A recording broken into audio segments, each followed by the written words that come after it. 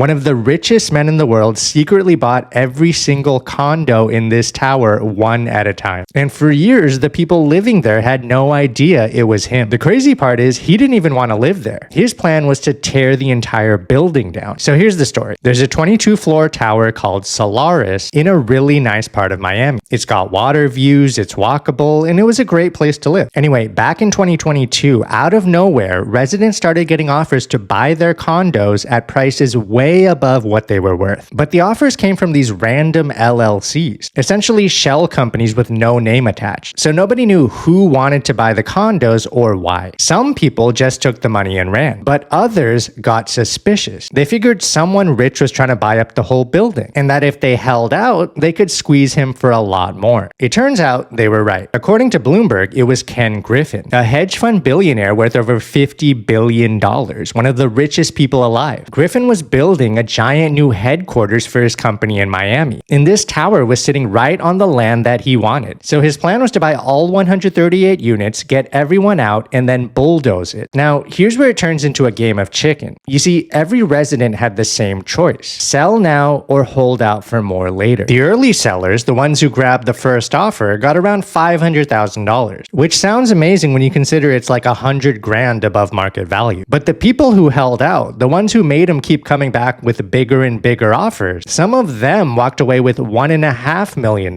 So you might be thinking, obviously you should just hold out, right? Well, there's a catch. In Florida, once a buyer controls 80% of the building, they can legally force everyone else to sell at a price set by an appraisal. So the longer you wait, the more you might get. But if too many of your neighbors cave before you do, you lose all your leverage and you get forced out for way less. So imagine the stress that these people were under. You're watching your neighbors sell one by one, but you have no idea how close Griffin is to 80%. And every single day that you wait is a gamble. If you sell too quickly, you leave $1 million on the table. If you hold out too long, you get forced out with no gain. And all the while, Griffin's team was working the condo owners trying to get them to sell. He had this broker who got weirdly personal with the owners. One guy refused to sell because he said his unit followed feng shui, the Chinese practice of spatial harmony. So a few weeks later, the broker came back with 5 nearby condos that he said also fit his feng shui, just to take away that excuse. So one by one, the owners kept selling, but there were still some holdouts. And for them, Griffin's team got even more aggressive. The building suddenly got hit with millions of dollars worth of repair bills, which meant big new fees for anyone still living there. And Griffin's team used psychological tactics as well, making sure the holdouts heard that their neighbors were cutting deals behind their backs. So one by one, the owners folded. One of the last guys to sell was this retired SEC lawyer. He loved his place, which had wraparound views of the bay. He didn't need the money, so he rejected the first offer of $550,000 and even the next offer for $700K. He just wanted to stay in his home. But eventually he saw where this was going. He knew if he waited too long, he'd be forced out anyway. So he played it perfectly. He cut his deal while he still had leverage and sold for $1.25 million,